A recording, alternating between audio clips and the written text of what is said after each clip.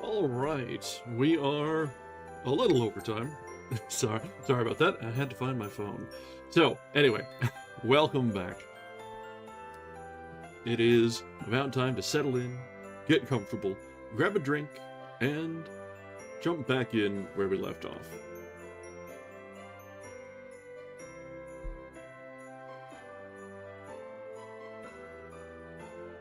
Welcome back. This is our third night of reading from this collection of short stories in the Yule-long glow. This is a collection of stories from around the world, of Christmases and holidays, from all sorts of different traditions, histories, times, and places.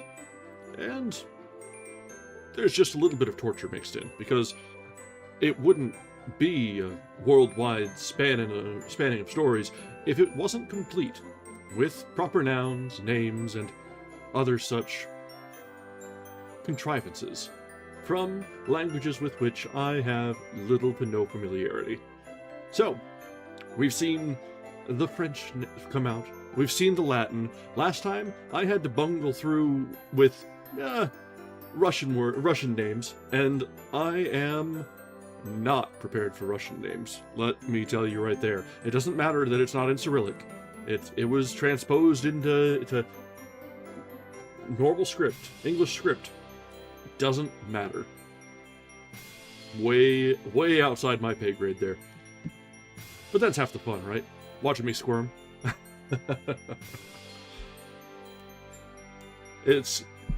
I'd like to think that I was a little bit better than Connery in Hunt for Red October. I know the bar, that bar is not very high, but at least. Alright, so let's see where our stories will take us tonight, because we do have 2 more sessions left for this story, or this collection, and there's a lot of world left. So we're about halfway through this book.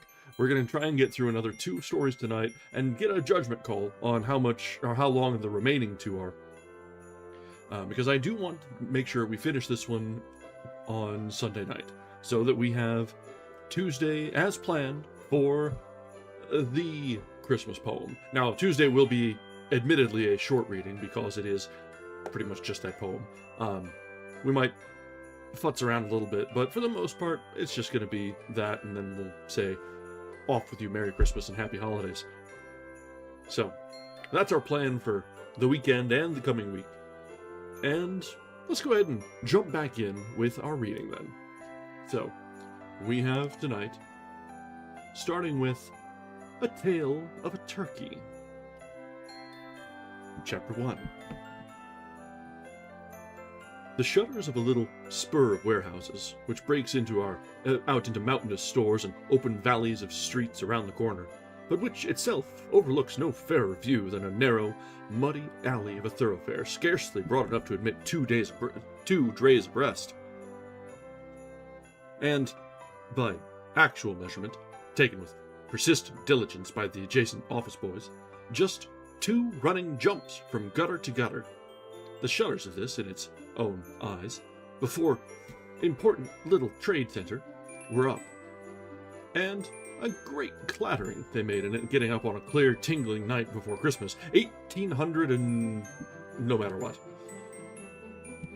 The porters had come out in their faded greatcoats, bandaged right and left in woolly mufflers, and more than usually clumsy in padded gloves, and had been bitten and tossed about by the wind with such unbecoming violence that even a porter felt it necessary to hurry and bustle. Taking the shutters by assault from the foe's embraces, they had thumped and banged and hammered and scolded them into place, and, in undignified haste, had betaken themselves, steaming warm breath through their fingers, into their proper and respective places by the counting-house fire. The magic, so it seemed in its effect, tolling of a deep-toned bell in the neighborhood would not allow them to doze long in their warm nooks, but, like the jealous monster in the fairy tale, kept its captives always going for its 6th stroke, had not died away before they began to appear again, this time with the addition of fur hats and little dinner baskets, and with no perceptible noses, unless the existence of watery eyes above their mufflers argued the missing features would be in their proper places below, and with an accelerated gait, also an act of enchantment. William, of number 6, bawled as loud as his worsted gag would permit across the street, so termed by the figure of a rhetoric, to James of number 7. "Hello, Jim! Cold as blazes, ain't it?" James of number 7 assenting. Thomas of number 4 would like to know how blazes can be cold now. William of number 6 would say, "As thunder," if that would suit him any better, and as it appeared to do so, they, with half a dozen others, breasted the wind and trudged out into the blustery streets beyond. The merchants, too, had locked their doors and tried their knobs, and looked up at the faces of their stores as if to say, "Merry Christmas to you, and I wish you a pleasant day tomorrow." But in reality, to see that all was fast, and perchance to indulge in a comfortable survey of their snug little properties, and the complacent tread with which they'd followed the porters gives color to the suspicion, and draw from it momentum for the enjoyment of the morrow's holiday. The shutters then were up. Stop! Not all up. One, as you may see by the shaft of gaslight that has just fallen across the pavement near the top of the court, is still down. The little square window, through which the light eddies on the bricks, is supported on either side by a heavy door, and all three, the 2 doors and the window, are in turn crowned and anointed on the head, as it were, by a very bold sign, containing very brazen, in every sense of the word, letters, which announced pompously, like some servants of similar metallic qualities, the name of their master, Emmanuel Griffin. The tongue uncontrollably adds Esquire, was the name, and there, if you had looked through the window, in a deep funnel of a room, at a desk near the fire, head behind the open leaves of a ledger, and feet beneath the warm recesses of the stove, sat its possessor.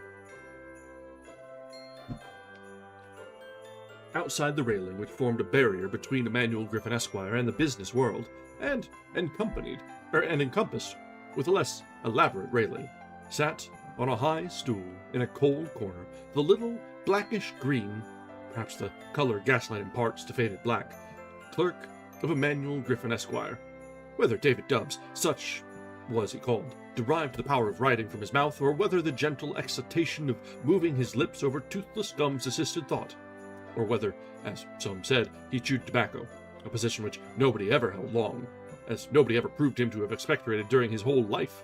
His mouth, always closed, moved up and down with the motion of his pen.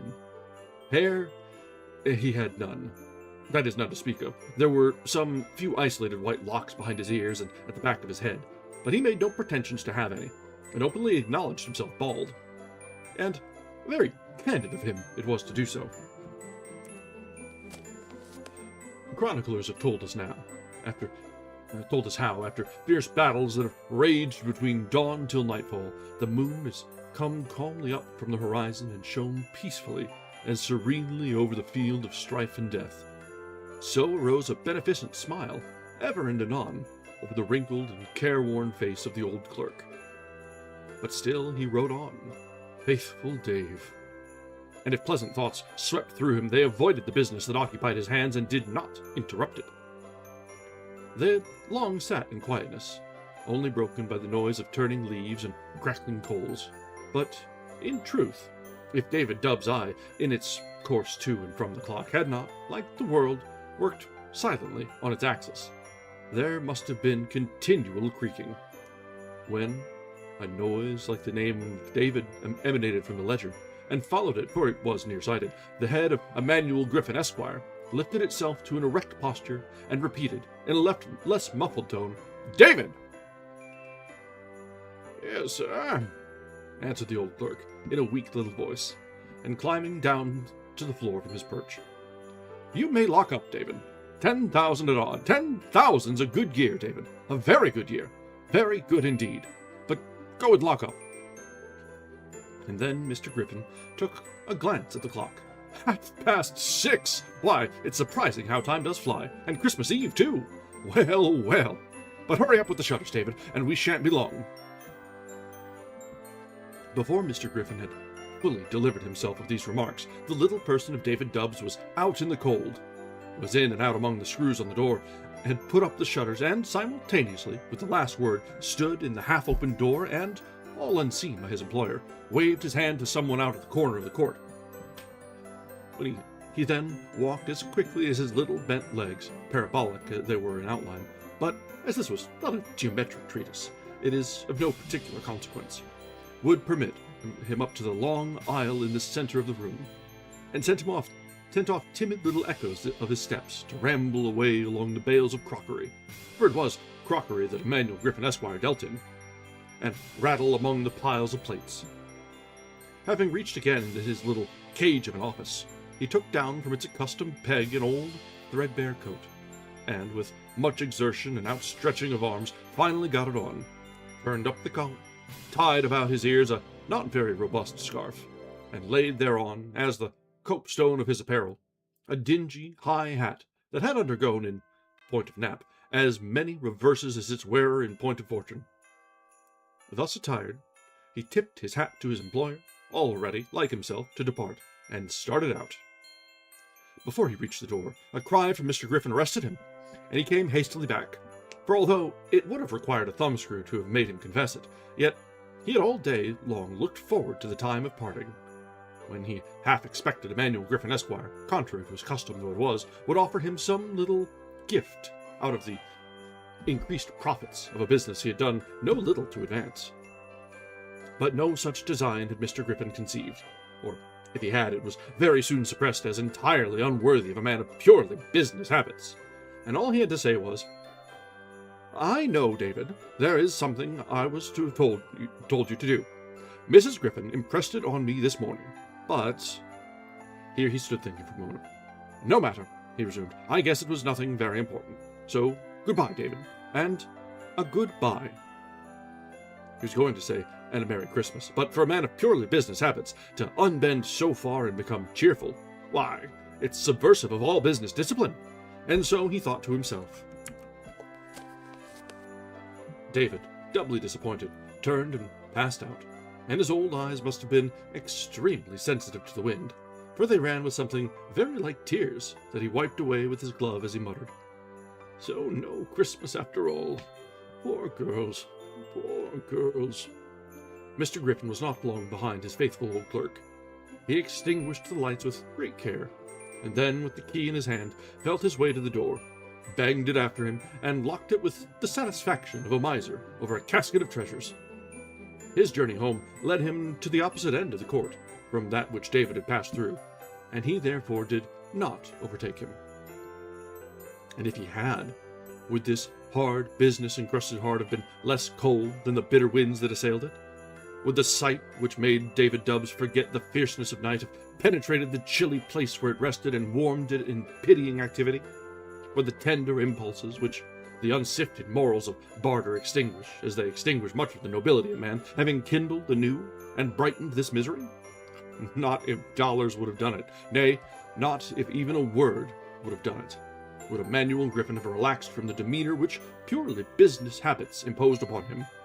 He felt it due to his position in business society to maintain rigidly its maxims, the chief of which, do unto others as they would do unto you, if they could. He practiced to the letter.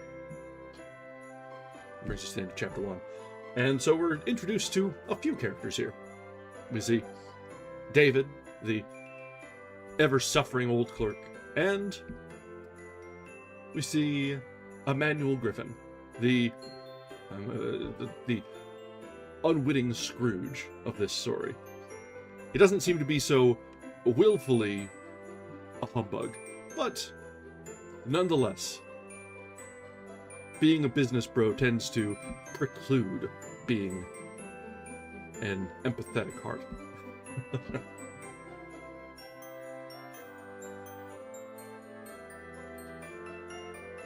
All right, Chapter 2. Poor David Dubbs. Oh, the long time it seemed since boon companions had smitten him on the back and cried, "Bravo, Dave Dubbs! Bravo, old fellow!" to his little songs, or encouraged him by such exclamations as, "Dave Dubbs can't be beat in a ballad!" Oh, the long, long time ago. But to proceed, as David Dubbs met the ambushed winds that leaped upon him at the corner of the court, he also met the person to whom he had waved his hand from the store door. If you had looked for the stature of a man, you would have been doubly mistaken. First in sex, next in size. It was neither a man nor a woman. There, in a blustery doorway, shaking with cold but ever on the alert, crouched a little girl. She wore a knitted hood, and out of it fell overflowing curls.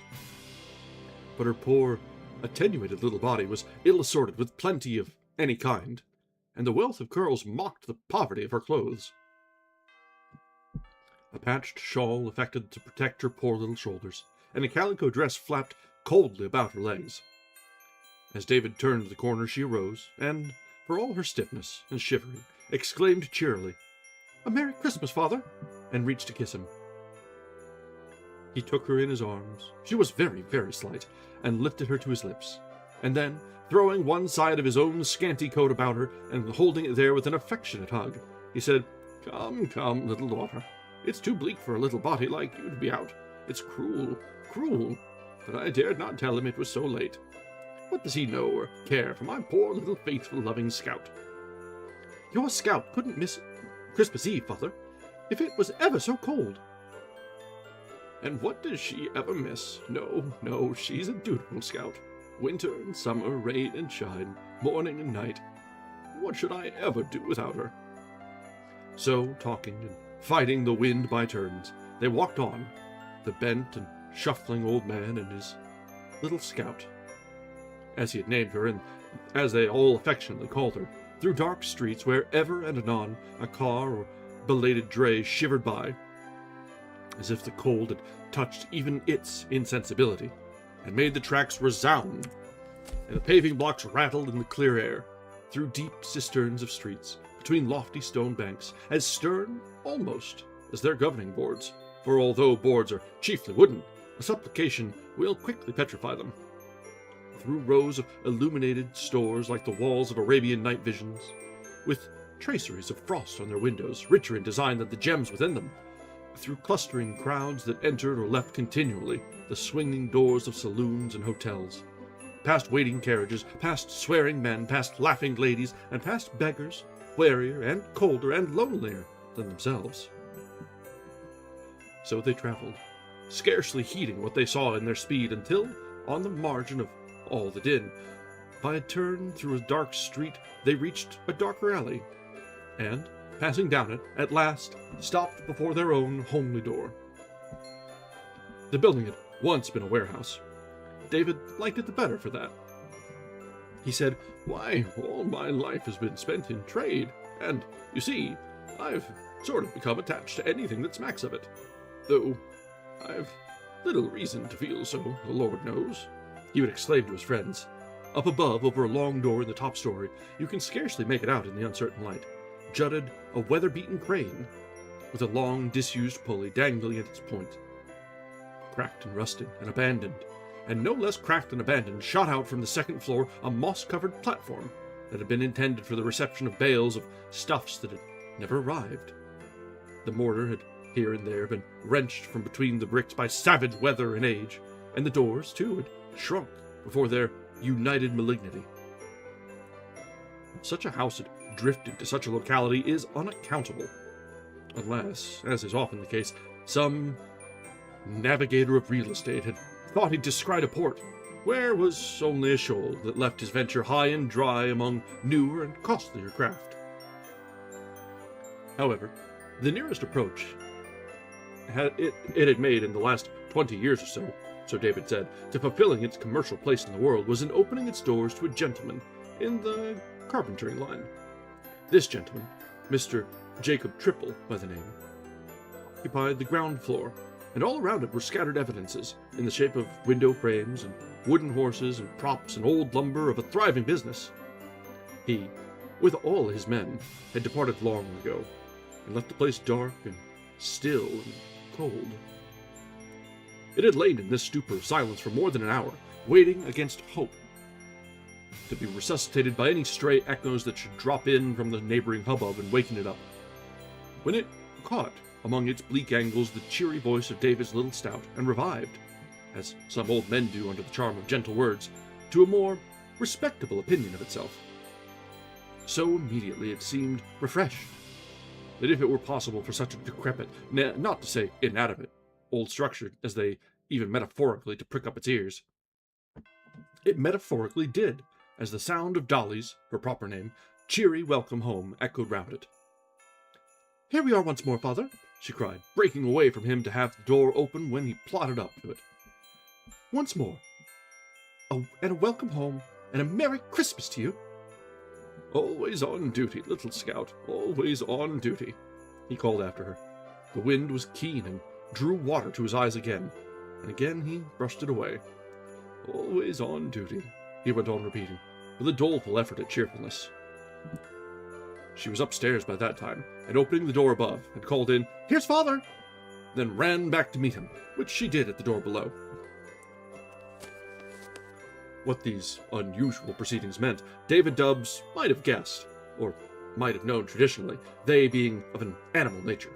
But whether he did or not, or whether his ignorance was also traditional, he gave no sign, and walked feebly upstairs, guided by the little scout, just as if it were not Christmas Eve at all. What the proceedings did mean was that a steaming pot of coffee at the given signal was lifted from its warm corner and tilted into a cup that held a conspicuous place at the head of a little white spread table. On its right hand sat, in the position of an honored and seldom present guest, a juicy complexioned but not corpulent beefsteak. Opposite to it, inviting death by explosion, rested a bowl full of steaming potatoes in their native jackets, and the center was fully occupied by a huge loaf with a large family of slices.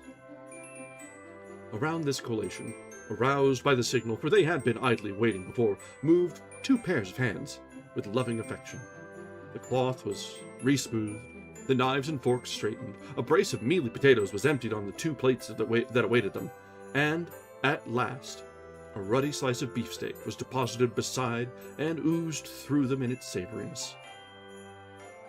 This last climax was reached just as the door opened, and the two pairs of hands speedily transferred themselves to the duty, no very arduous one, of helping David and Dolly out of their wraps. And then, with many caresses and kisses and cries of, "Take this side, father, where the coals are bright," or "Put your feet here, get them good and warm, poor little scout." Then, when thick flying questions and travellings to the one end of the room for things that were not wanted, and excursions to the other end of the room for things that were wanted, when the chairs were drawn up, when the grateful old man and his little daughter, with those tender hands over their mouths to stifle the gratitude they struggled to utter, were duly seated at the table, and when the kettle was singing its approval in the corner, then only, when all these preliminaries were gone through with, did the possessors of the hands that devised them seat themselves on a low wooden settee opposite the table, and enjoy the zest and delight they had ministered to.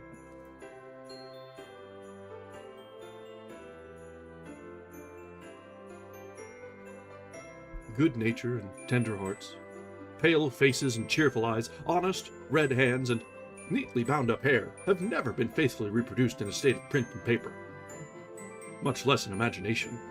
And, indeed, how can anything so buxom and comely, even in the plainest in dress, be expected to be?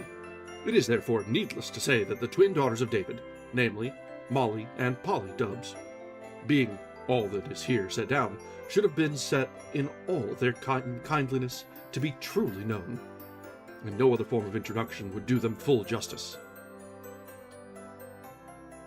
Molly was the counterpart of Polly in all respects save height. She was a very little taller than Polly. An unfortunate thing it had been for all concerned that she was so. Else, consider the vexation of the measles and other diseases essential to youth. Why, in their quandary which to begin on, they almost missed the twins altogether as it was, consider the complexity of young lovers who should pour into the ears of Polly passionate adjectives intended solely to captivate the heart of Molly. And, most important of all, consider the conflict of choice, which would have disquieted the soul of Mr. Jacob Tripple, and, at last, driven him to the alternatives of suicide or bigamy. But all these dangers had been averted by the provisions of nature, and the twins, who had supped, for economic reasons earlier in the evening, sat beaming on while David and little Dolly heartily devoured the supper. David, looking up now for the first time in the interval of a mouthful swallowed and a mouthful threatened, espied a bowery wreath of holly that hung around a picture of General Washington in the act of crossing a dark green river Delaware, in a court dress of red and breeches of yellow, surrounded on all sides by ice and officers in rainbow uniforms. And, as this was the only adornment of a rather bare room, it is no wonder it caught his eye. "Why, who's been a-brightening up the general so Christmas-like?" he exclaimed. "We did, father. Leastwise it was Polly's present," said Molly. "And who may be sending presents to Polly now?" asked David, with a twinkle in his eye that had seen better days, but none kindlier. "It wasn't young Cuffy over the baker's, nor Jake Tripple now, was it?"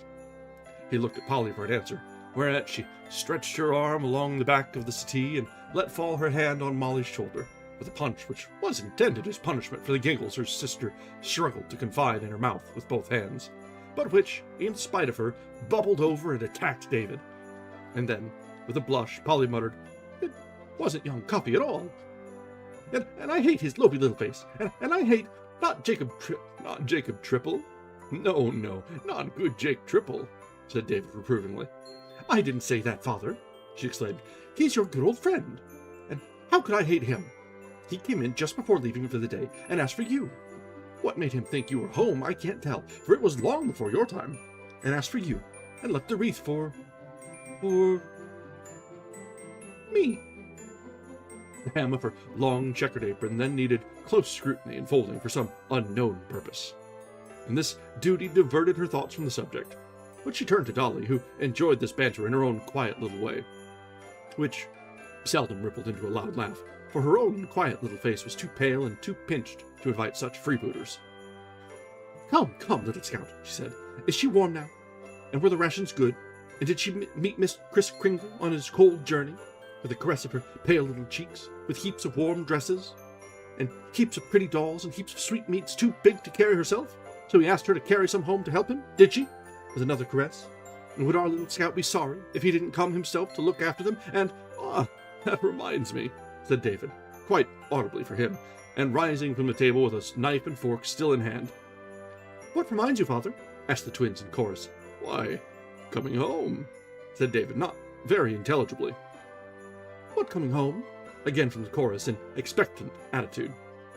"Why, Tom, I told you," which he hadn't done at all, but as by this time he was deep in the cupboard, where his overcoat hung, and as his voice was a little more muffled than usual, it was useless to argue the point, so the chorus loudly exclaimed, "Tom?" "Yes," said David faintly and rather testily, as he had groped through his old coat and had successively dropped the knife and fork, reeking with gravy, into the inside and outside pockets. "To be sure, Tom coming home, and I clean forgot it. What with the cold and the surprises," he said again, emerging with the knife and fork in one hand and a letter in the other. "Here it is. He'll be home tomorrow, he says, God willing, and eat our turkey with us. Poor Tom, poor boy. He's been away so long he's forgot Griffin and hard times, or he wouldn't say that." "Tom, be home, and tomorrow?" Interruption chorus as it reaches for the letter, opens and reads it aloud, Dolly being lifted in the sturdy arms of Molly to look it over. David, meanwhile overcome by the toothsomeness of beefsteak, falls to again, while the others dance a sort of fandango, and turn up the red carpet, and rattle the dishes on the dresser, and lift Dolly high in the air to the improvised tune of "Tom's coming home, Tom's coming home, Tom's coming home tomorrow." "It's another mouth to feed, but it's hard to wish the poor boy back to California again," huskily said David. Then he exclaimed as the noise increased, "Hey, Day, why, You'll spill the coffee next, and cave in the walls, too, in a minute, and then there'll be no home for Tom to come to." This was good-humoredly added, as the final swing was given to the dance, which brought the twins holding Dolly aloft in their arms, laughing and panting on the settee. "But tell us, Father, is he coming home for good? You don't say so in the letter," asked Dolly, and all leaned forward to hear his answer. "Coming home for good," mused David. "Yes, he's coming home for good, I hope. But I'm fearful he'll find little besides the good in his sisters' hearts." "Poor Tom," said Dolly, with far-away eyes. "He's had a weary life of it in the mines, I guess, poor fellow." Yes, yes," said David, "and that's what makes it harder, that we can't greet him with a good Christmas tomorrow. Well, it'll be a delight to see my poor boy again, hard times or no hard times. We'll be as cheerful as we can be, and are now, thanks to my good girls." And here he arose from the table, and seating himself by the fire, opened a morning paper that he had found in the wastebasket at Mr. Griffin's counting house, and very worthless it must have been to be found there, in which, through the kind offices of a massive old pair of spectacles, he was soon absorbed.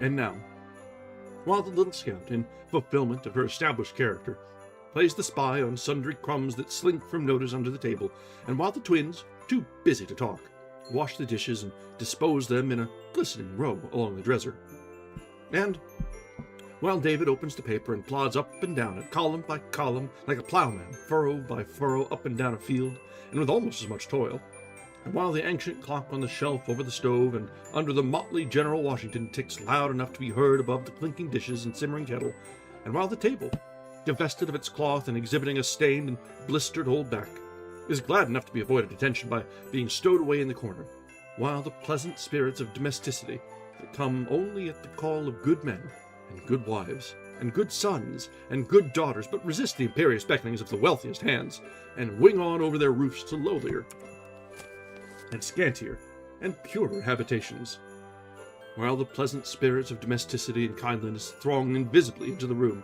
and David Dubbs reads stray scraps from his paper to his daughters, grouped near the fire at his feet, we must softly withdraw and leave them to the care of coming Christmas dreams. That's the end of chapter 2. And you're right, this is very charming, very cozy. It's just, so far, yes, this little family is having hard times. It's an old man, his daughters, presumably there seems to be a rather significant gap between the children and Dubs there, but they're just getting along fine. Things are tough, but they're together, and they're making the most of it. They're not suffering, per se. They're not under the boot of a hateful patriarch. They're not worrying about a particularly pugnacious humbug of a boss. There's no Scrooges here, just probably intentionally distant Griffin. But they don't care about that. They're just enjoying each other's company with what they have. And it is very welcome to see. This, so far, has been a very fitting story for the season. Let's see how it carries on.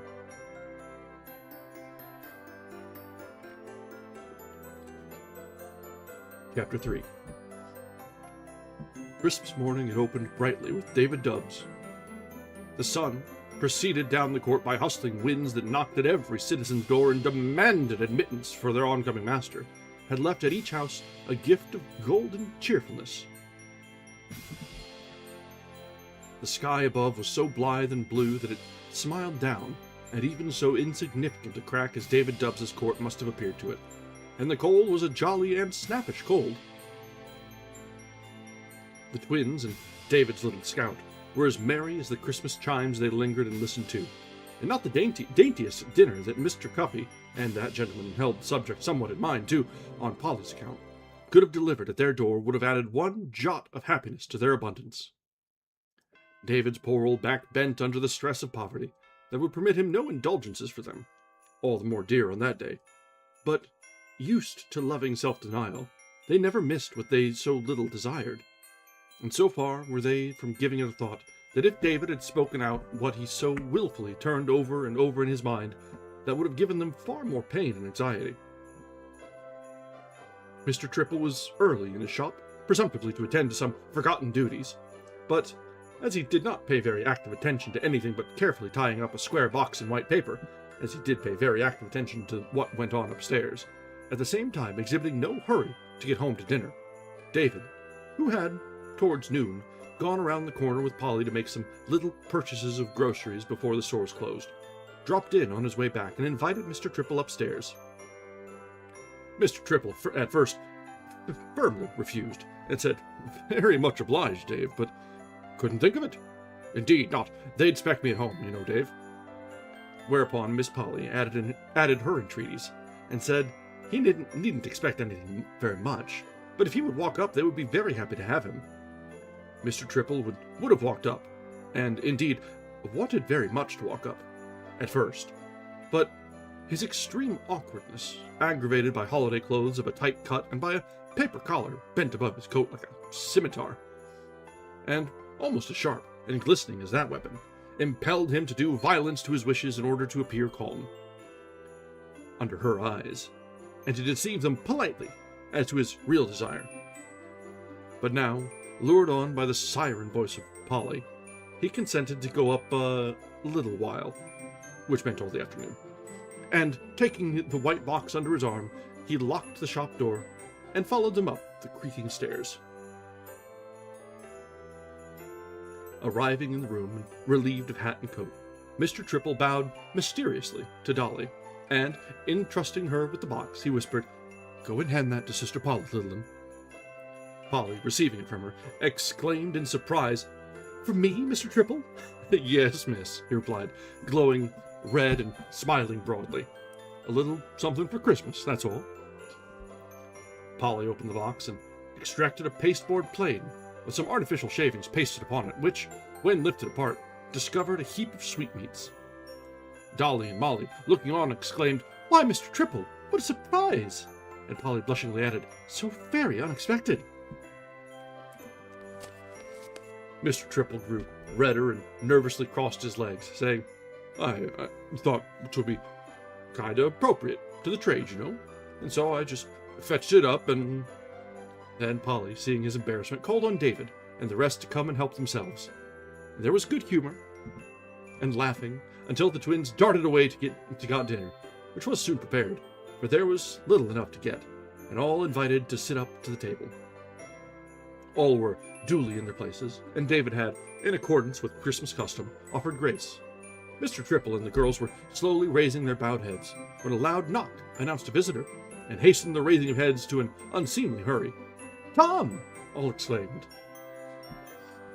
Molly hurried downstairs, and the rest rushed to the stair landing, where, in a moment, they received, not Tom, but a large square basket that emitted a very fragrant smell of roasted fowl, in the arms of the returning Molly.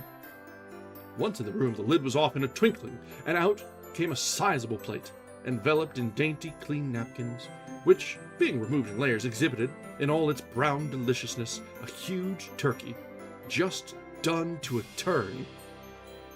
The party gathered around in pleased wonder, and as Molly threw the napkins into the basket, a card fell on the floor. She picked it up and, astonished, read, "Emmanuel Griffin." "What?" said David, snatching it and reading it aloud for himself. "Emmanuel Griffin. So it is, and no mistake." And then he burst out, "Hurrah! Hurrah for Griffin! I knew he couldn't forget us this year." His poor old face was almost young again, and his voice, why, it could actually be heard as he ran on. "Why, there never was such a year for the China trade, Triple, and how could he forget me? Jacob Triple, your hand. A kiss, little scout. Why, your old father's most young again, and his good girls shall dine like other good girls after all.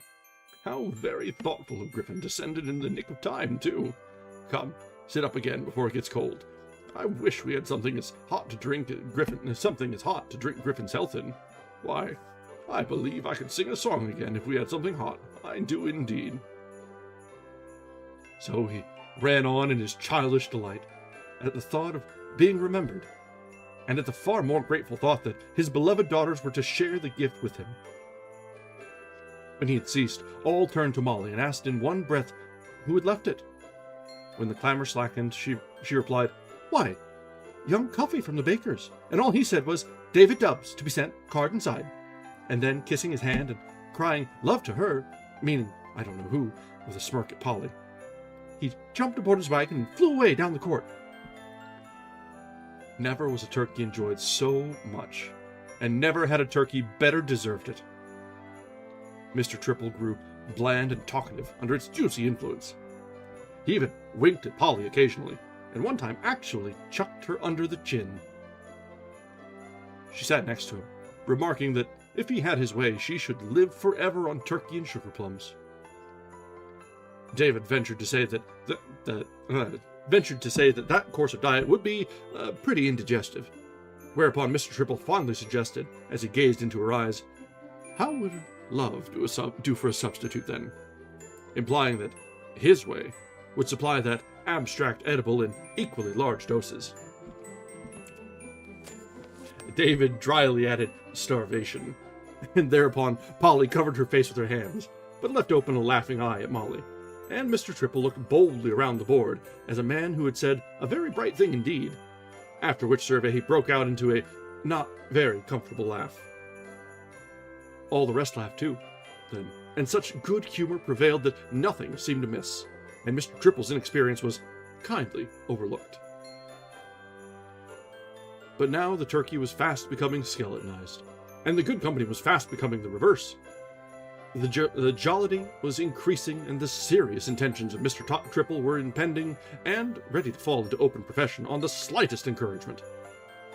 Little Scout's pinched and pale face, sweet and uncomplaining, even through hunger and want, smiled gently, and less sadly as it leaned in Molly's arms, and, looking up, she said, "Poor father, how quiet you were last night when we were walking home.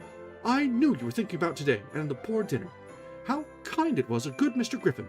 I'd like to thank him myself, father." "And so you shall, little Scout," said David gaily, bending over and kissing her with his boyish contempt of aged bones. "And so you shall, and I make no doubt he'll be glad to see you too, dearie."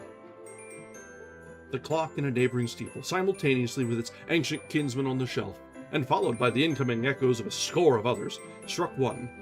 But the company indeed heeded that.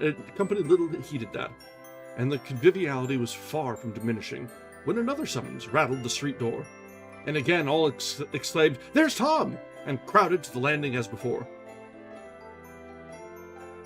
Polly, this time, tripped down and came back in a moment, with only a letter, saying, "A young man, father, with this letter from Mr. Griffin.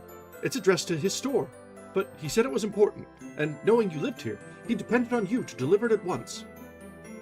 "Has he gone?" asked David, grasping it. "Yes, father," replied Polly, "right off." Here was a pitiable state of affairs indeed. David Dubbs, aroused from the joyful celebration of his Christmas dinner, and from the midst of this cozy party, and sent off across the river to his master's house with a miserable letter by a miserable young man.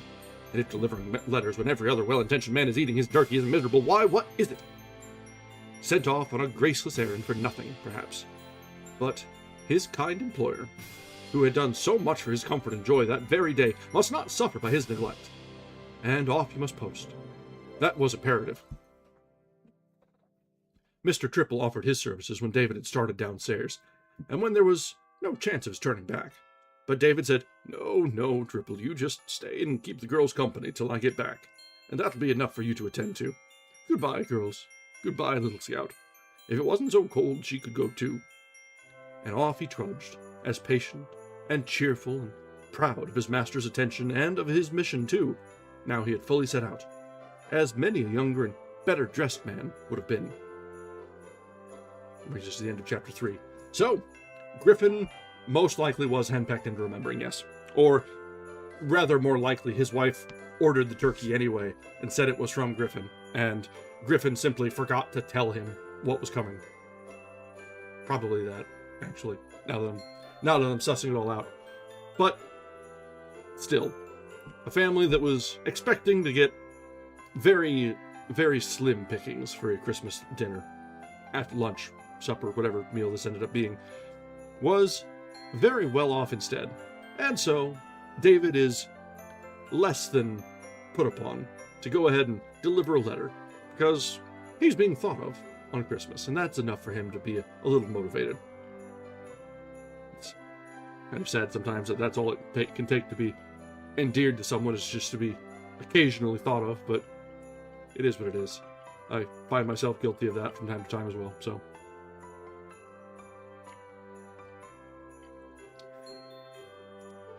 Alright. Chapter 4. When Emmanuel Griffin Esquire, leaving the dark little street wherein stood his warehouse, and wherein very much of his life and very little of his money was spent, which latter fact had, however, no merely local application, but was of a general nature. When, to resume, Emmanuel Griffin Esquire, buttoning up his overcoat and leaving the dark little street, turned the next corner among the mountainous stores and looked vexedly around for a car to bear him to his home across the river, and rattled his keys in his pocket and nearly hummed a tune in his impatience. Suddenly, as the car appeared like a new planet, and with the easygoing motions of a planet in its ascent had nearly reached him, suddenly a thought of something forgotten flashed through his mind, and the violence of its reaction turned him completely around and sent him in a precipitous hurry in the opposite direction. Namely, in that which David Dubbs and his little daughter had pursued but a short time before. "Ah," he muttered, and looked as if he would like to add something a great deal stronger. "That's what I forgot to tell David, but Mrs. G'll never forget it. Not forgive it either, if I don't attend to it before I get home." So he turned up his collar and rubbed his ears and hurried on to keep warm. His destination proved to be a fancy bakery in the neighborhood of David Dubbs' house. The pavement in front of it was, at that hour and season, owing to holiday orders, was sending up warm steam from the oven beneath, and a fragrant and appetizing smell of hot bread and browning cakes pervaded the street. It was a large establishment of the kind, and besides its legitimate line of bread baking, took charge of the cooking and preparing of dinners for ladies of limited domestic conveniences in fashionable life. Heedless of the delicious scents which had attracted several men with greedy eyes to linger at the window in devouring fancy, a process which left them hungrier than ever. The heaps of loaves and cakes on the counter within, heedless of the supplicating looks the men turned on him, and of the confidential attempts of one or two at a begging whisper, but his hurry was in no wise changeable with that inattention. Heedless of everything but finishing his errand and getting home, Mr. Griffin pushed through the crowd in the store, and, reaching the counter, beckoned to a light-haired, light-eyed, and red-cheeked youth in a blue tie and black waistcoat that, through constant friction with loaves and flour barrels, had become of a light pepper and salt pattern, and hurriedly said, "I want a turkey, Cuffy, of about 15 or 20 pounds, cooked and sent to my house by 1 o'clock tomorrow." "Can't do it, Mr. Griffin," said the young man, who knew him and had bowed as he come up. "Can't do what?" exclaimed Mr. Griffin, with surprise and dismay. "Can't send it out," returned the young man firmly.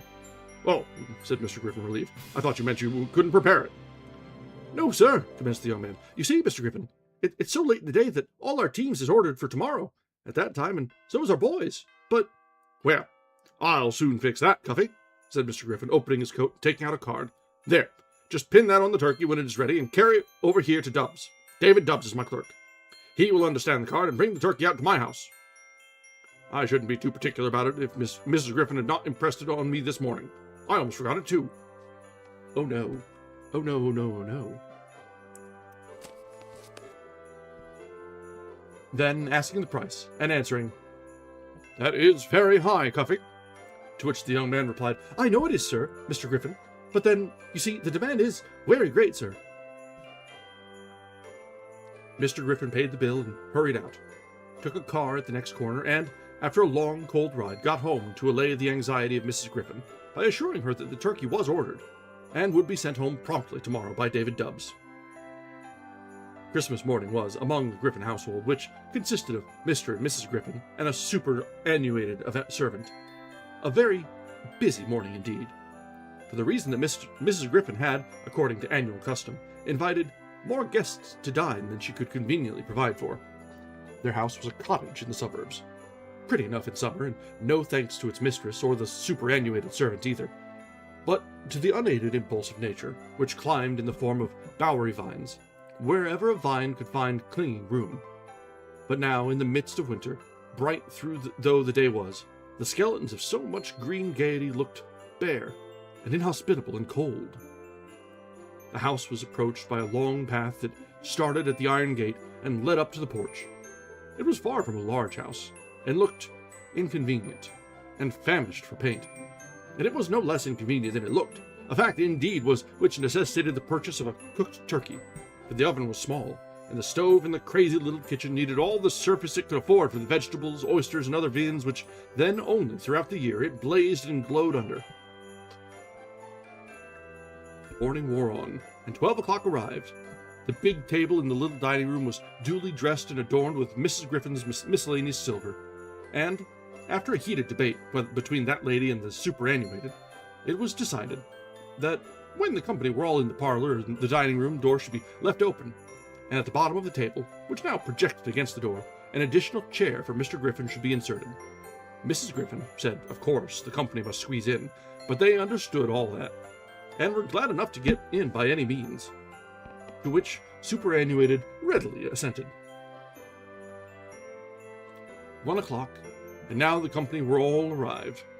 Mrs. Griffin was duly excused by Mr. Griffin, who received them on the plea of domestic duties.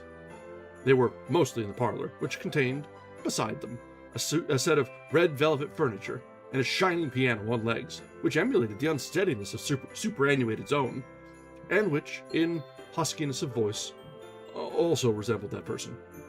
A portrait of Mr. Griffin in rigid broadcloth, and a companion portrait of Mrs. Griffin in a low neck and volumes of lace, and last, a pimply-looking carpet, which seemed to suffer from a severe rash.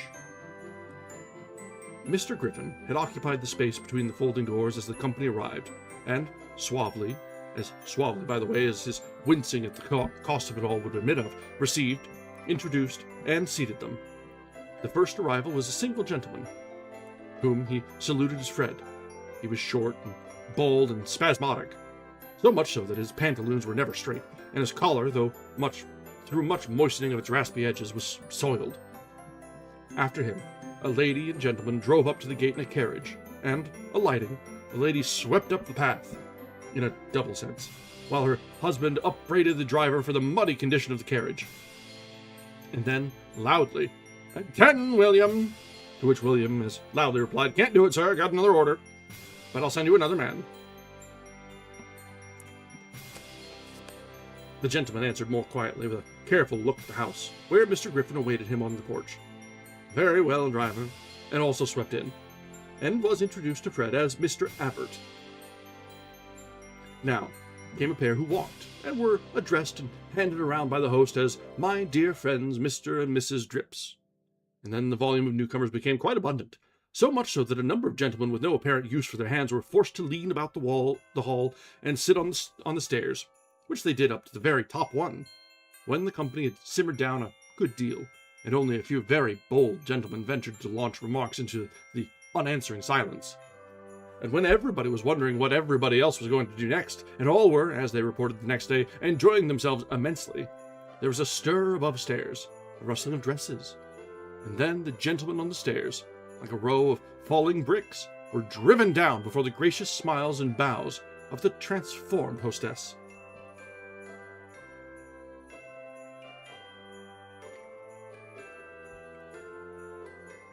Tripping down after them and falling at last into the extended arms of her husband, rather unsteady under the weight, while the stiffly polite gentleman formed a compact crowd out to the door. Mrs. Griffin was led, with no little difficulty, through the seated guests, bestowing bows and smiles, and "Glad to see you, my dear Mr. Drips," and "How well you're looking, my dear Mrs. Abbott," and "Welcome, gentlemen," whereat a murmur ran through the crowd, and all shook their heads and tried to turn round and bow, but utterly failed. And "Oh, here's my old Fred," and sundry other bewitching remarks that led the crowd of gentlemen to murmur again something like "Charming, begad," and grow uneasy. But now the bell was rung by superannuated, who had duly inserted the chair, and Mr. Abbott, receiving the hostess from the arm of her husband, and, in turn, delivering his smiling wife to Mr. Griffin, led off the throng to dinner. When they arrived at the protruding table, by preconcerted arrangement, Mrs. Griffin handed Mr. Abbott to the one side and squeezed herself through the door, an action which was imitated by the rest of the company, who were finally seated close up to the door. All but Mr. Griffin, who was to occupy the extra chair, and, as he was already inside, and there was no other means of exit, he was obliged to pass through the kitchen and around the house. He soon appeared again through the front door, and the dinner began. Mrs. Griffin, who had long before left superannuated to finish while she perfected her toilet, now rang the bell, and on her appearance whispered in her ear. Superannuated whispered in her mistress's ear. Mrs. Griffin thereupon uttered a little cry and looked at Mr. Griffin. Mr. Griffin, in consternation, cried, "My dear!" and attempted to squeeze between the chairs, but failed. Then he looked wildly about him, and at last ran through the front door. He soon reappeared at the side of his fainting wife, who revived enough to say, "I shall never forgive you. Oh, the humiliation, the agony!" Then fainted again. "What is it? What's the matter? She's fainted!" And confused screams of the ladies came from all sides. Mrs. Drips passed along her salts bottle. Mrs. Abbott held Mrs. Griffin's head, and Fred applied water. Under the strong influence of these restoratives, she soon revived, and whispered to her husband something which caused him also to start, and look despairingly at her. She then said to him, loud enough for all to hear, "You must tell them it was your fault. Oh, the humiliation!" Here she burst out again, with a handkerchief to her eyes, and Mrs. Abbott soothingly said, "Oh, never mind him, my dear, I wouldn't mind him." This was growing invidious, and all the gentlemen at the bottom of the table were looking scornfully at him. He therefore said, in a loud voice, "The turkey has not arrived. That is all." "That is all?" whimpered Mrs. Griffin mockingly. "That is all, he says, and isn't it enough, sir, to have all your domestic failings exposed to the world?" Mrs. Griffin alluded to cooking facilities, and grew very bitter, while the world simpered and exchanged looks. Mr. Griffin then, in desperation, explained the whole matter, how he had left the card for David Dubbs, and paid for the turkey, and come unsuspectingly home, as, he added, "I have done year after year for—" Here Mrs. Griffin checked him with symptoms of another faint, and he stopped short. Mr. Abbott then said it was all that rascally clerk, and he ought to be discharged at once. "I know him," he said violently, and then deeply implied wisdom, which, by the way, was the only species of wisdom he ever attained to. "I know him, Griffin." Mr. Fred was of a similar opinion, and even more violent in his denunciation of David, as he had set his heart on turkey, and the appetite died painfully within him. All the ladies and gentlemen were of various opinions, but all concentrated their rage on the poor, innocent little clerk, and panted for his clerkly death. In the midst of all this commotion, the doorbell rang, and intensified it twofold, for nobody could get through to the door by going round the house. This superannuated finally did, and brought back with her the identical little clerk, the poor, agitated and bowing little clerk who had unconsciously aroused all the indignation and tumult, whom sundry gentlemen at the lower end of the table had threatened with severe punishment if they ever caught sight of him, and who, now catching sight of him, were more than usually silent. Mr. Griffin looked threateningly at him, hat in hand, walked up to him, presented a letter, and, in his faint voice, said, "A letter for you, sir, left for me to deliver." He took it, and David continued tremulously to say, And how can I thank you, sir, and madam," turning to Mrs. Griffin, "for the bounteous gift?" "Gift!" exclaimed both in a gift. "What gift? Where's the turkey you brought? What gift? What gift?" "Why, a splendid turkey, with your card, kindly." This was received by the company with a volley of cries and calls, by a relapse on the part of Mrs. Griffin, and by the descent of Mr. Griffin's hand upon David's coat collar, and finally by poor frightened David's ejectment from the kitchen door, harshly reproached by his employer as a thief and a vagabond, and warned never to show his face in his store again. "Be off now," he cried after him, "you ungrateful, deceitful old villain!" And then he slammed the door, and joined the hungry guests, to whom he declaimed at some length on the thanklessness of the lower classes.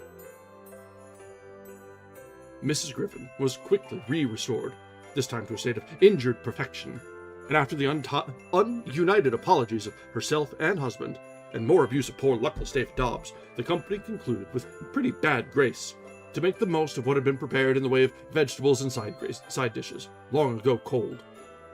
Mr. Griffin was mad, insulted, and hungry, and the contents of the letter he had received seemed to add very little warmth to the food, but a great deal to his anger, for he tore it up into very small pieces, as if it were David himself he was torturing, and, with a look the company did not consider very sociable, scattered it on the floor. That brings us to the end of chapter 4. Well, that was an unfortunate turn. Probably should have seen it coming, but with as comfortable and cozy as the preceding chapters were, I had hopes. Just goes to show what hopes are good for, right? Well, we'll see whether things will have a bit of a turnabout, because there is still more to this story, and it is, after all, entitled The Two Turkeys. So, let's go ahead and take a short break here before we continue the next turkey. I guess it's the tale of a turkey, not two turkeys. Well, that's a little less optimistic there. Well, anyway, let's go ahead and take a few minutes to top up our drinks, stretch our legs, and we'll be back in just a little while when we will continue from chapter 5.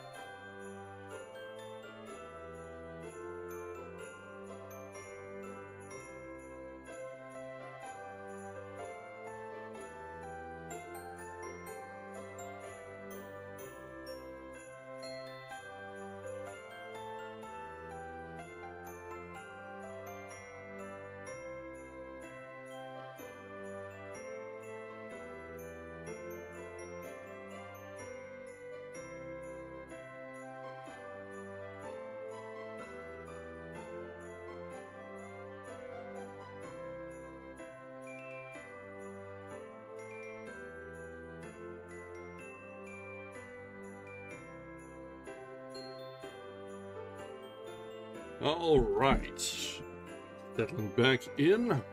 So, we've had our twist show through the mistake that the turkey was not a gift from a thoughtful boss and his wife. No, they were intending to use him as a free delivery boy without any explanation or without any consideration, all while not giving him the time of day that, oh, Merry Christmas, or any of the like. No. So, that's a thing. And meanwhile, the absolute bouginess of that Christmas party was on full display. The fainting wife, the audacity of the pores. It was something else. That is for certain. So, now, David, kicked out on the street, wondering what the hell he's going to do because he'd just been fired for a turkey that he'd presumably stolen, that he thought gone from the heights of feeling appreciated and loved and considered down to the depths of loathing and betrayal there. Let's see how things will shape out next in Chapter 5. The sky, as if presaging David Dubbs's misfortune, had grown overcast, and flung down spiteful little sallies of snow as he crossed the river on his way to Mr. Griffin's. The creaking of the bridge's huge timbers, and the splitting ice below it made him shiver and pull his threadbare coat close about him, and sacrifice his old hands to the wind to save his freezing ears. The same scarf bound them as the night before, but an icy gale, like that which swept from the open river, would have frozen through Arctic firs. Notwithstanding all this, his spirits were lighter than usual. The scene he had left at home floated on before his eyes, and transfused itself with the black, sketchy trees.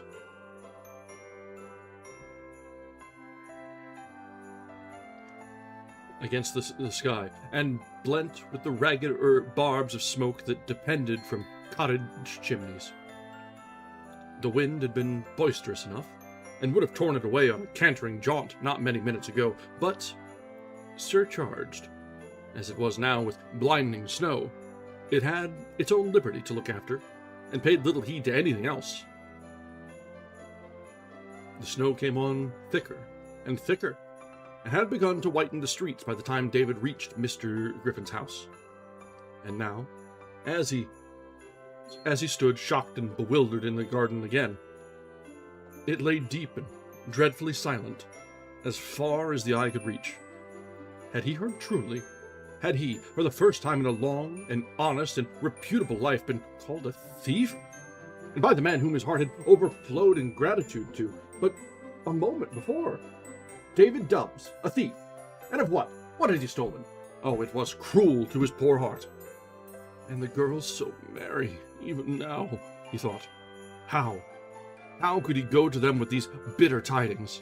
To be deprived of even the poor means his pen had faithfully and honestly earned for them. To toil so long, so wearily for the meed of a thief.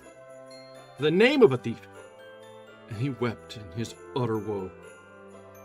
His hat was still on his head. His coat was undone. His scarf had fallen back on his shoulders. His poor old eyes were wide apart again.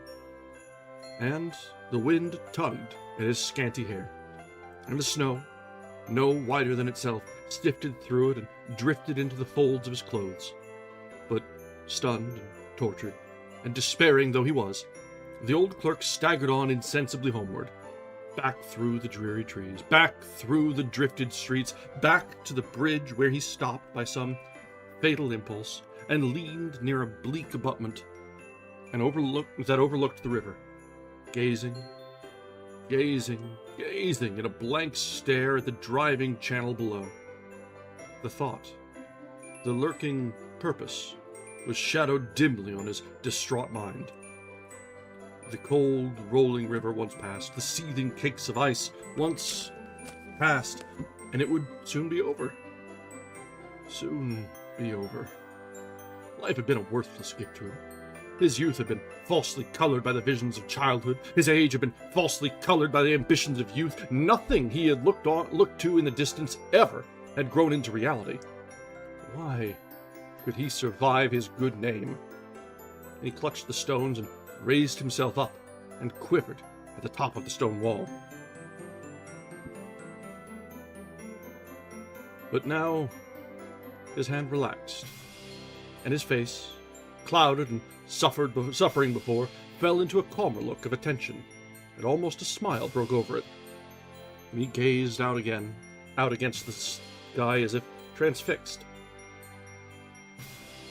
It was the vision that had, like the pillar of cloud by day and of fire by night, preceded and gladdened him on his way, the scene of his happy and unsuspecting girls, of the pale little scout, whose simple touch would then have instantly revived and soothed him, whose tender love was his comfort, his sanctuary from pursuing evils, the scene of his old home, far cozier, far more beloved, far more cheerful for all its homeliness, for all its poverty, than the more pretentious one of Emmanuel Griffin. The scene of lowly pleasures it had cherished, of the bitter trials it had assuaged. And finally, of the bright, laughing group he had left there. Oh, so little prepared, so little conscious of the blight he would bring among them. This vision, these thoughts, had flowed in upon his already disturbed mind, and had driven quite away all consciousness of where he was or how long he had stood in the bitter cold, when a policeman, overcoated and furred and frozen bearded, came by and, suspecting things to be not altogether right, caught David by the sleeve, and adjusted his scarf and hat, saying, "No loafing on the bridge, old man. Move on now." At which David started, looked all around him, and then moved on, as commanded. His back, always bent, and his gait, always decrepit and shuffling, were now pitiably so, and he had a long, long journey before him. But thanks be to him, whose omnipotent care protects and watches over the poor in spirit, he had escaped a far longer one. On and on he went, not cold now, not thinking, not in haste, passing thick-coated travelers who ran and clapped their hands and swung their arms for warmth, passing gay companies in cabs that rolled over the snow as softly as footsteps on velvet. But he heeded nothing of all this, and staggered onward to his own poor home. A light was streaming out from the windows of the old warehouse, crossing the snow piled on the platform above and slanting on the heaps beneath it. It was an inviting glimmer, a herald from within to all cold travelers without of the blessedness of home. And as David approached the corner of the court, his eye was greeted cheerfully by its welcome home. And indeed, it was the first thing he had distinctly seen since leaving the house of Mr. Griffin. But his heart failed him. How could he face his dear girls again and tell them of the destitution of tomorrow? Of the worst in poverty? Thus he thought, and lingered, and slunk away by turns. By the ray of home-born light allured him, impassively, into its midst, and as he stood over against the house, a poor, weak old man rambling in his mind, and heroically deciding rather to leave them in peace tonight, one more night, and return to them tomorrow, a window was thrown up, and Jacob Triple, putting forth his head, looked up and down the court, and then directly in front of him, where David stood immovable in the light. "Why, there he is now!" he cried. "What's going amiss, David? What's kept you so long? Here he is, here he is!" He exclaimed again and again, and drawing in his head in much less time than the words could be said, Jacob Triple, followed by the girls, was downstairs, was still followed by the girls, out in the snow, and had forcibly carried David up with them. They laid him on the settee, moaning and crying aloud against Emmanuel Griffin, and repeating again and again that they were beggars, beggars, beggars, and exclaiming, "My poor little scout, my poor girls, my poor—" "They shall not suffer, father," said a new voice, the sound of which raised him up with wide-opened eyes and palsied hands at his head, and a long stare at the speaker. "It's Tom, father. Don't you know me?" repeated the voice. "Know him? How should he know him, tall and brawny and whiskered, with pleasant blue eyes and ruddy cheeks, and good nature streaming from his whole face? Him who, so many years ago, a beardless youth, had run off to California after gold bubbles, and whom little good had been heard of when anything at all was heard of him. Know him? Of course he did not. But as he sat down beside him on the settee and shook his old hand, David put his arms about his neck and hung his head upon his bosom, and saw in imagination the thriftless boy of long ago, whom he loved for all his waywardness. Tom's strong arms soon bore him to his old seat near the fire, and, for the first time, David's wandering eye noticed the bower of green holly and red-berried mistletoe that decked the room. General Washington was loaded with it. The old clock, actually striking in a cheerier voice the hour of 9, had its full share. The dresser hid in festoons of it. Even David's chair had its sprig. What was that on the floor? An opened trunk, like a cloven pomegranate, displaying within rich trinkets that many a lady might covet. What's it all mean, girls? Tell me, little scout, said David, catching her hand. What happened to me? I thought I came home to tell you Griffin threw me out in the snow and called me a thief. And how all of them scowled and cried out at me, and I thought... Then looking at the tall man, he cried again, Tom, is it so? Is it so, my dear boy? Yes, father, said Tom, slowly to calm him. It is, happily, all so. Then his little daughter, who had stood by his side through it all, kissed him and said, Come, father, look at the pretty presents Tom has brought us. And you. See, here's a beautiful new coat hanging on your peg for you. And Molly and Polly are as gay as any ladies. And she led him, tottering and feeble, to the loaded table, no longer ashamed of its defaced back beneath a pile of gifts it bore. Then Mr. Triple, hand in hand with the unresisting Polly and Molly and Tom, an unbroken circuit of cheery faces that electrified David Drubbs into a wrinkled smile in spite of lingering grief, clustered around the table and exclaimed aloud with admiration at the gifts Tom had brought. But David, still overshadowed by the events of the afternoon, said in a quivering voice, But tomorrow, children, tomorrow. I am discharged by Griffin. We shall starve tomorrow. Not while I'm about, laughed Tom. Come, be calm, and I'll tell you all about it.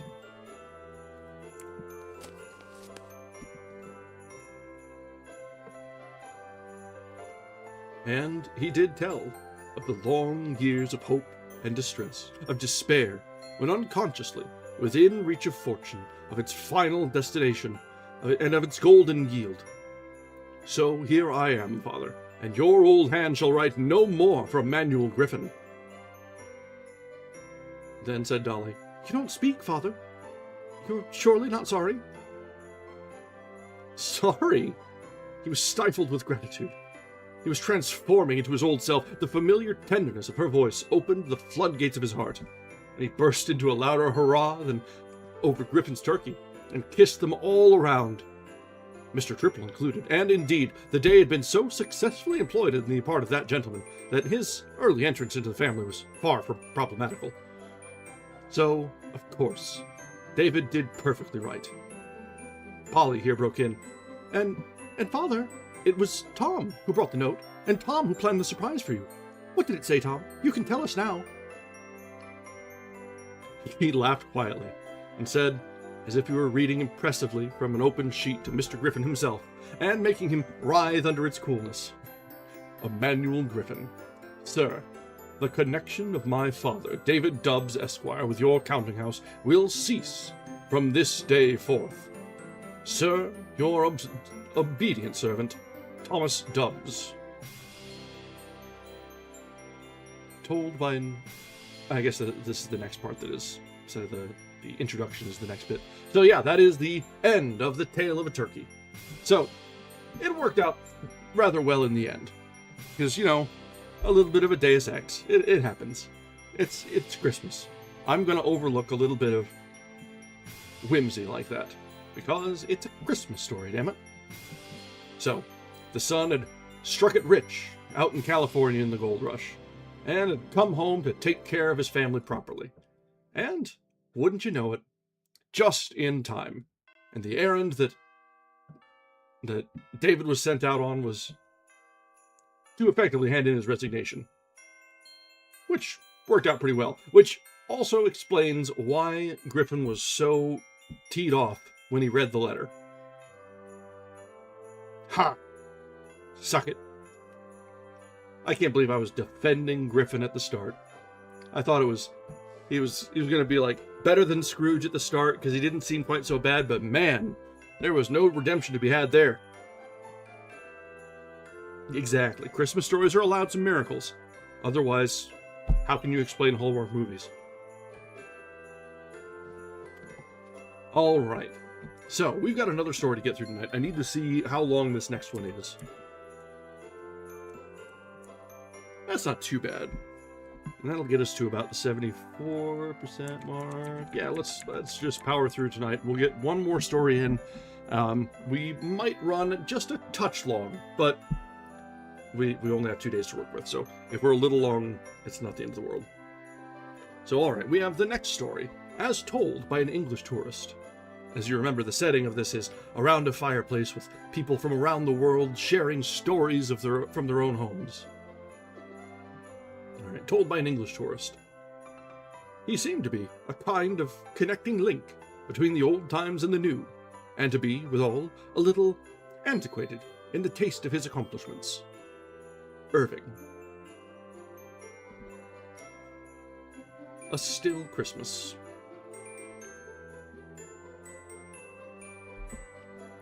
It was Christmas Eve, in the year of our Lord 1653. The snow, which had fallen fitfully throughout the day, shrouded in white the sloping roofs and narrow London streets, and lay in little sparkling heaps on every jutting cornice or narrow window ledge where it could find a resting place. But in the west, the setting sun shone clearly, firing the steeples into sudden glory and gilding every tiny pane of glass that faced its dying splendor. The thoroughfares were strangely silent and deserted. The roving groups that had been wont all at this season to fill them with boisterous merriment, the noise, the bustle, the good cheer of Christmas, all were lacking. No maskers roamed from street to street, jingling their bells and beating their mighty drums and bidding the delighted crowd to make way for the Lord of Misrule. No shouts of Noel, Noel rang from the frosty air. No children gathered round their neighbors' doors, singing quaint carols and forgotten glees, and bearing off rich guerdon in the shape of apples, nuts, and substantial Christmas buns. In place of the old-time gaiety, a dreary silence reigned through the deserted highways and down the narrow footwalk. And with even step and half-shut eyes, tramped the Puritan herald, ringing his bell and proclaiming ever and anon in measured tones, "No Christmas! No Christmas!" In sober and sad-hued garments was the herald arrayed, with leathern boots that defied the snow and a copious mantle enveloping its sturdy frame. Now and then he stopped to warn a couple of belated idlers that they would do well to separate and go quietly to their homes. Now and then a little child peeped at him timorously from a doorway, and overawed by his somber aspect and heavy frown, retreated rapidly to hide its fears in the safe shelter of his mother's gown. Men shook their heads as he went by and muttered something that was not always complimentary to his presence, and women shrugged their shoulders and sighed and thought, perchance, of other Christmases in the past, with Yule logs burning on the hearth and stray kisses snatched beneath the mistletoe. From a latticed window, a girl's face peered at him with such a light of laughing malice in the brown eyes that the Puritan, catching sight of her wicked gleam, paused a moment, as though to reprove the maiden for her forwardness, or to inquire what mischief was afoot under this humble roof. But that night was growing chill, and he still had far to go. It might not be worthwhile to waste words of counsel on one so evidently godless. And with a heavier scowl than usual, he tramped on, swinging his bell with lusty force. "No Christmas! No Christmas!" echoed through the darkening streets. And as he passed, the girl contracted her features into a grimace that would have done credit to the wide-mouthed gargoyle of a Gothic cathedral. "Cicely! Cicely!" cried a voice at this juncture from within. "Close the shutters, do, and come help me."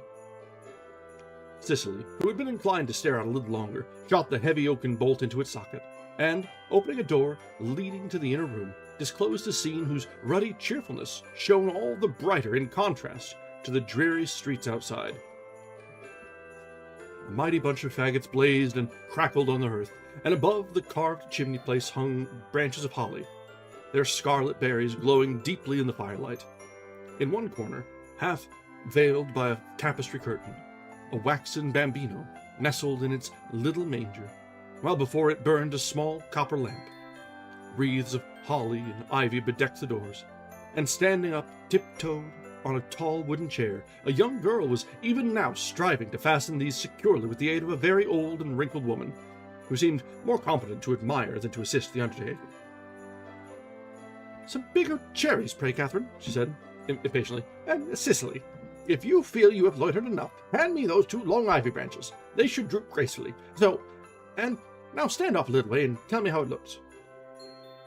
The younger sister obeyed, and, stationing herself in the middle of the room, surveying the whole effect with much approval, Annis, her fair face flushed with the exertion, balanced herself on her lofty perch and gazed complacently upon her handiwork, while even Mistress Vane, who had been seated quietly in a deep chair by the fireplace, roused herself as if from a reverie, and looked half wistfully around the cheerful room. "What bell was that I heard just now?" she asked. "The heralds, proclaiming a still Christmas," answered Cicely promptly, "and he watched me as sourly as though he knew he were plotting treason." Cecil, remonstrated her mother in alarm. "Surely you did nothing imprudent." "I?" returned Cicely, apparently oblivious as to what she had done. "I cast up the whites of my eyes, as though repeating psalms for mine own inward sustainment, and seeing me so piously disposed, he was fain to pass on to the correction of greater sinners." "That were well nigh impossible," said her sister, laughing, but Mistress Vane only looked anxious and disturbed. The sense of insecurity to which Annis was indifferent, and which Cicely at 14 found absolutely amusing, weighed heavily on the older woman, who had a better understanding of the danger, and who had suffered cruelly in the past. Husband and son had fallen for a lost cause. Confiscation had devoured the larger portion of her once fair inheritance, and now, with her 2 young daughters, she found herself beset by perils, harassed by stringent laws, and at the mercy of any ill wind fate might blow her. Cromwell's mighty arm held the fretful country in subjection, making the name of England great and terrible abroad, and silencing every whisper of disaffection at home. The Puritans, in their hour of triumph, stamped upon the land the impress of their strong and bitter individuality, and a morose asceticism, part real and part affected, crushed out of life all the innocent pleasure of living. With every man determined to be better than his neighbor, the competition in saintliness ran high. Under its vigorous stimulus, the maypole and the Yule log were alike branded as heathenish observances. The Christmas pie became a pie of abomination, and all amusements, from the drama to bear baiting, were censured with impartial severity. Feast days were abolished, and even to display the emblems of the Nativity was held to be sedition. The established church, cowed and shorn of its splendor, was treated with surly contempt. The Catholics were altogether beyond the pale of charity. It was not a time calculated to promote festivity. Yet, while the heralds proclaimed through the frosty streets that Christmas at last was dead, Annis Vane, with holly and ivy, with Yule dough and bobby cake, I think, was making all things ready for its mysterious birth. And, as she worked, she sang softly, under the breath, the refrain of a carol she had learned at her nurse's knee. "This endless night I saw a sight, a star as bright as day, and ever among a maiden sung, lulle, lulle, bye, bye, lulle." "Is it not strange, mother," she said, breaking suddenly off, "that men should deem it a mark of holiness to cast derision on the birthnight of their Saviour?" "Let us be just even to our enemies," replied Mistress Vane gently. "They think not to deride the Nativity, so much as to condemn the riotous fashion in which Christians were wont to keep the feast. There have been times, Annis, when the Lord of Misrule did more discredit to this holy season than does the Puritan today." Annis opened her blue eyes to the very utmost. Their view of the matter was one that she was hardly prepared to accept.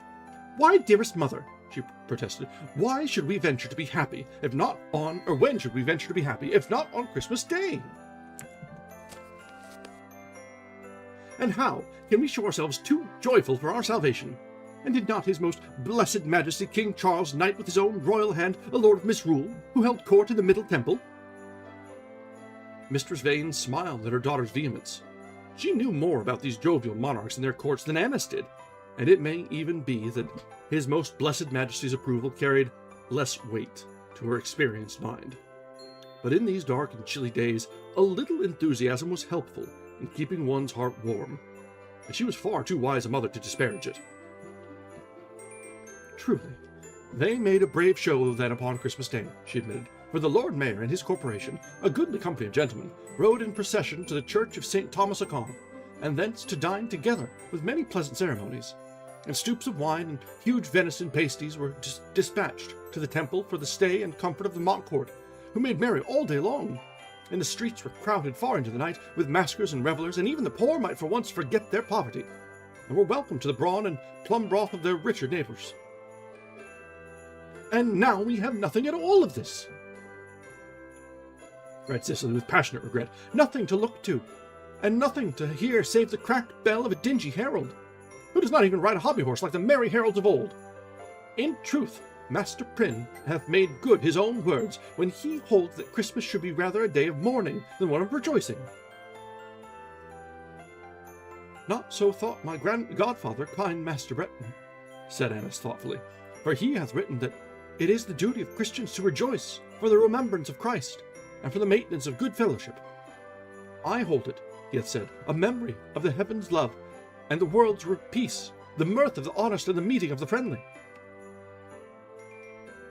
Cicely's eyes danced with glee.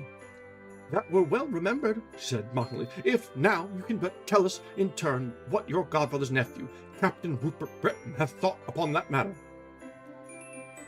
Annis flushed scarlet, and the quick tears welled into her eyes as she turned them reproachfully upon her sister. It was not easy for her to think of her absent lover, and maintain the cheerful frame of mind she deemed appropriate to the season. The shores of France seemed very far away that night, and the long months that had elapsed since the defeat at Worcester stretched backward like a lifetime, as she recalled his last hurried farewell.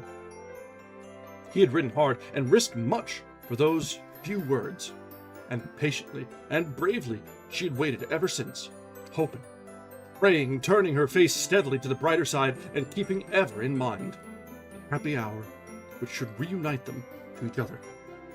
Now, in silence, she bound together the last green boughs, and put all in order for the night. Old Catherine had long since gone off, yawning and blinking to bed, and Cicely, half asleep, nodded over the dying fire. Only her mother watched her with eyes of loving scrutiny, and Annis smiled brightly as she kissed the careworn face. I shall not cry myself to sleep tonight, she said resolutely. This is a time for gladness, for the star of Bethlehem is shining in the sky, and the birth of the Lord is at hand. Bright glowed the Christmas logs on the capacious hearth, till every pointed leaf and scarlet holly-berry shone in the generous firelight. Whosoever against holly doth cry, in a rope shall be hung full high. For when the oak and ash trees babbled to the wind, and betrayed the Saviour's hiding place, the holly, the ivy, and the pine kept the secret hidden in their silent hearts. And for this good deed they stand green and living under the winter's icy breath, while their companions shiver naked in the blast. Not till the risen sun has danced on Easter morn shall the oak adorn a Christian household and prove itself forgiven. The Christmas pie, the Christ cradle, as the Saxons used to call it, had been baked in its oblong dish in memory of the manger at Bethlehem, with the star of the Magi cut deeply in the swelling crust. The Yule dough, cunningly molded into the likeness of a little babe, had been carefully laid by as a sovereign protector from the evils of fire, floods, carnage, and, so say some ancient writers, from the bite of rabid dogs. Annis Vane, decked out in the bravest array her altered fortunes would permit, knelt by the blazing hearth. Her ruff was of the finest lace, and a row of milk-white pearls clasped her slender throat.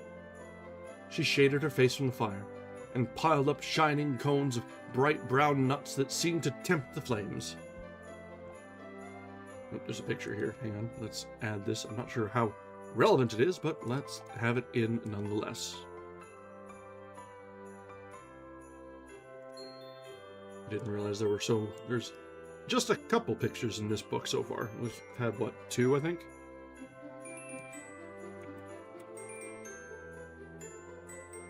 Alright, and get this here.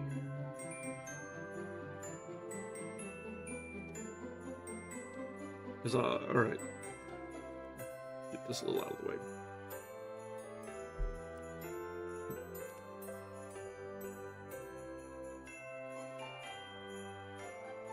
There we are. So this is presumably coming up soon, but it's fitting, at least, I guess. It's mid-1600s depiction. All we lack now is the mistletoe, she said half despondently. It was no easy task to find the holly and bring it home unnoticed, but we cannot gather mistletoe near London, and there is none for sale throughout the city. Of what use is the mistletoe, said the practiced Cicely, when we are but 3 women here alone? We can kiss each other as readily as a sprig of ivy. As readily under a sprig of ivy, and we can fire our nuts without the help of a man or lad, provided only we keep one in our minds. Of whom shall I think, Annis? She queried, wrinkling up her pretty forehead in anxious perplexity over so disturbing a doubt. You are far too young to think of men at all, answered Annis, reprovingly, and with all conscious superiority of age, nor do you know enough as yet to make such pastime profitable. Cicely's brows drew together with a frown which plainly indicated the nature of the retort upon her lips. But a glance from her mother checked her. The word uttered in vexation is better left unspoken, said Mistress Vane with gentle authority, and I am waiting here, not to listen to disputes, which in these stormy times have grown wearisome, but to hear the Christmas carol promised me tonight.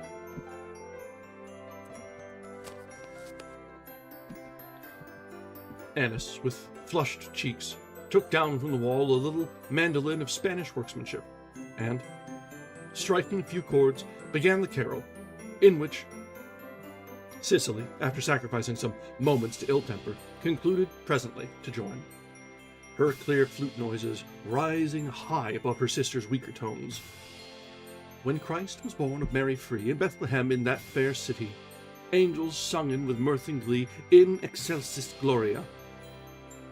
Herdsmen beheld these angels bright, to them appeared with great light, and said, God's Son is born this night in excelsis gloria.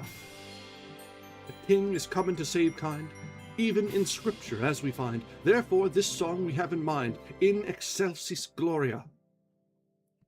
Then, dear Lord, for thy great grace, grant us in bliss to see thy face, where we may sing to thy solace, in excelsis gloria.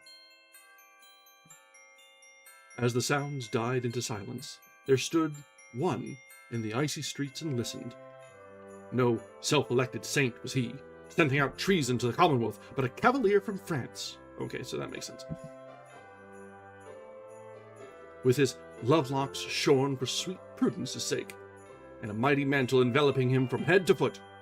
If Annis Vane had waited, and hoped, and built up her faith in the cheer of Christmas night, the joy she coveted was very near at last. After lingering a few moments, as though on the chance of hearing more, the stranger advanced and knocked sharply at the heavily barred door. It was opened in due season and with great caution by old Catherine, who evidently thought the hour ill-chosen for a newcomer, and mistrusted solely the purpose of his visit. He allowed her scant time, however, to threaten or expostulate, but, putting her gently on one side, stepped to the inner room. There, pale with anxiety and terror, Mistress Vane leaned forward in her chair, while Cicely, half frightened, half defiant, grasped her mother's skirts. Before the fire stood Annis, her bright blue eyes shining like stars, a round red spot burning feverishly in each cheek, her lace ruff rising and falling distressfully, with the heaving bosom within. The mandolin had fallen from her hands, the ruddy firelight lit up her slight figure and fair disordered curls. She stood thus for a moment, swaying breathless, betwixt hope and fear, then, with a low, joyous cry, sprang forward into her lover's arms. Welcome now the good cheer of Christmas night. Welcome the Christmas pie, the pasty of venison, the pudding stuffed with plums, then the flagon of old wine. Love is a brave appetizer when backed by a long fasting and a 10 hours ride. And Captain Breton brought all the vigor of youth and happiness, and of a noble hunger to bear upon the viands. The glow of the cheerful room was infinitely comforting. To the tired traveler, the sight of Annis's happy face put fresh hope and courage in his heart, He had much to tell of the gay court of France, and of the royal exile, who should, one day, God willing, sit on his father's throne. Nor were there lacking adventures and dangers of his own to give flavor to the narrative, nor plans for the future, colored with all the happy confidence of youth. He had come home to win his bride, carry her away to brighter scenes until this soured and gloomy England should be merry England once more.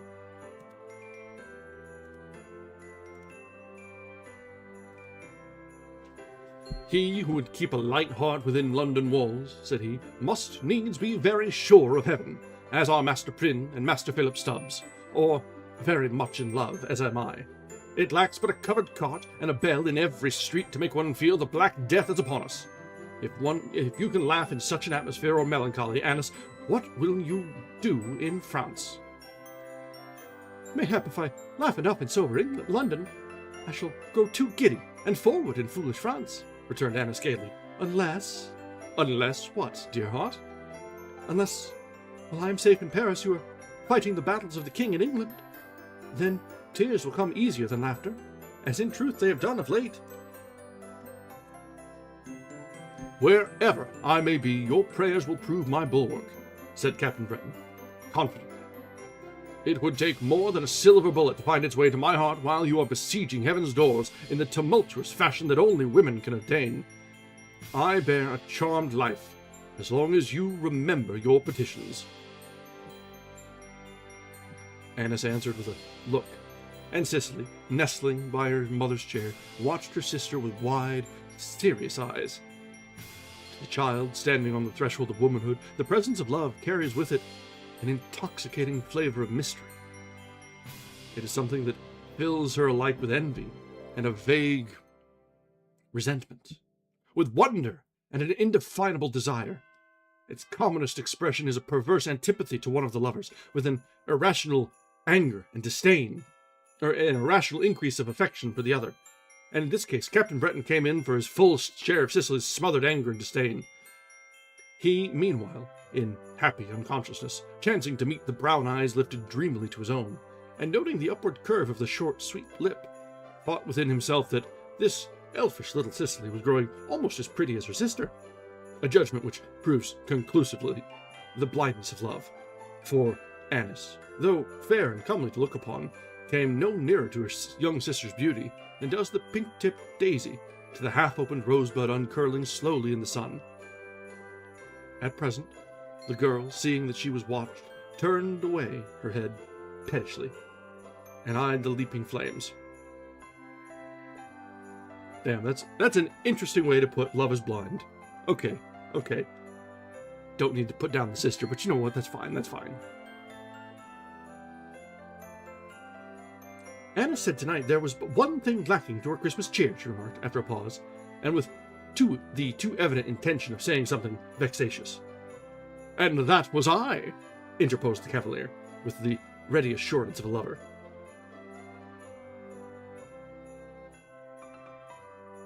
It was not you at all, returned Cicely, but the mistletoe.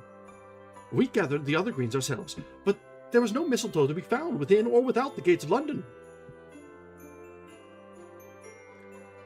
By a happy chance, we can proceed as though we had it, said Captain Breton contentedly, while Annis crimsoned like a rose. It is a welcome little plant, and carries a merry message, but if it be banished in these saintly days, we obstinate sinners must kiss without its sanction. But the maid who is not kissed on Christmas night beneath the mistletoe will never be a wife during the coming year, persisted Cicely, who had lain down her line of attack and was not to be driven therefrom. Now, will you wager your ring or your new eardrop on that, little sister? Said the captain, laughing at the threat. Or have you a trinket that you value less to risk in such a cause? Cicely, deeply affronted, puckered up her brow and drew closer to her mother. But Annis, far too happy to be vexed, leaned over and kissed the pouting lips. With her joy meant thanksgiving, and her heart was singing the song of the angel of Judea, In excelsis Gloria. And that is the end of that story. So that we've got quite a stretch here going. Today was a little depressing, I'm not gonna lie. We had the savage twist of the story of the turkey, or the tale of turkey, where the boss turned out to, we had hopes raised and then dashed. That one was a roller coaster. And then we had this, which was England under the vice grip of the Puritans and Cromwell. And if you're not too well versed in your history, that was not exactly a wonderful time. So there's that. So it was not the brightest of Christmases, but despite all that was going on between the rather business-like turkey and bougie appetites of Griffin and the poverty of David's house, they found their own happiness. And here, even in the oppressive veil of worrying about the Puritans and their effective Inquisition, there was still some happiness to be found here. So, there is that. Yeah, Cromwell ruined a great many things. As is rather common with religious fascists. That sort of thing goes hand in hand. That is all I will mention on the matter. So, we've seen some ups and some downs. We've had some happiness, some struggles, but we have still 2 stories left in this Christmas book. And let's see. The last 2 that we'll look forward to tomorrow are Thrond, as told by a Norseman, and Christmas in the Desert, contributed by an Oriental traveler. So, we've got 2 very different traditions here, neither of which, historically, are, at least given the time period of this writing, not historically incredibly Christian sort of situations. Although given the time, a Norseman, I think the Christianity caught on in the Norse by the 1500s or so. So that's fine. It's less surprising. But out from the deserts of the east, a little less surprising. Or a little more surprising, I should say. So, we'll have those to look forward to tomorrow. We might run a little bit over in the telling of those 2 stories, but we definitely will run over if we try and fit in one of them tonight. And I'd rather prefer not to take a break in the middle of one. So, we're going to just tough it out and see what we can get done. So, with that, we have the holidays to look forward to. We've got our last, certainly it can't be any worse than the last couple stories. Hopefully, I'm expecting a rather uplifting finish to this one. I hope anyway. And if nothing else, we will be saved by the absolute bright and cheeriness of what we have planned for Tuesday. So there is that. So for plans for the rest of the week, I probably, well, honestly, we may be able to continue as on schedule, because the day after Christmas, I don't have any plans. So I may find something to read. We'll figure it out. But I'm thinking I'll be doing some experimenting over the weekend and seeing if I can rig up a looping of our recordings. Because if I can fire that off on Christmas Eve and run it through Christmas through Christmas Eve and Christmas, I think that might be a nice thing to just have some activity on the channel. Whether or not anyone comes to see it, neither you nor I particularly care on that front, but I think it might be something fun. There won't be really any editing involved, because I ain't about that. I'm here to read books. But it might be fun to just have something on repeat, so there's some activity on the channel on the holiday itself. We'll see how it goes. If it requires attention and babysitting, maybe not quite so much. But we'll see what we can manage. And yeah, aside from that, I don't know about you guys. I'm planning on spending Christmas itself with family, taking a couple hours drive and migration off to visit the family home, get a nice Christmas lunch, and then off back home.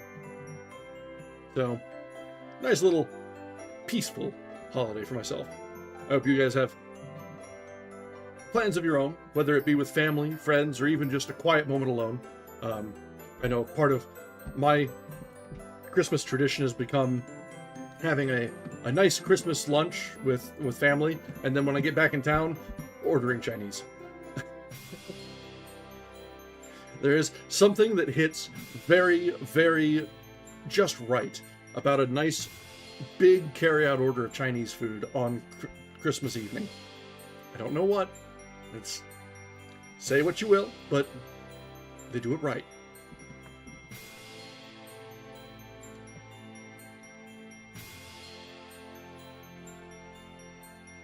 You know what? There is nothing wrong with not really breaking routine terribly.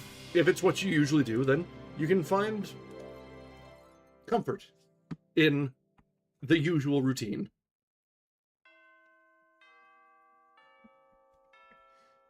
So, with that little bit of optimistic wondering of plans to come, and the very stable roadmap we have for the next 2 readings that we have, I think we will go ahead and call this an evening. Thank you very much for joining us, as always. We will be back tomorrow at our normal time to continue and conclude this reading from In the Yule Long Glow, with stories from around the world, different cultures, different traditions, different environments. It's been enlightening so far, and hopefully it's a little bit happier tomorrow. All right. Until then, have a wonderful night, and thank you ever so much for joining us. Goodbye.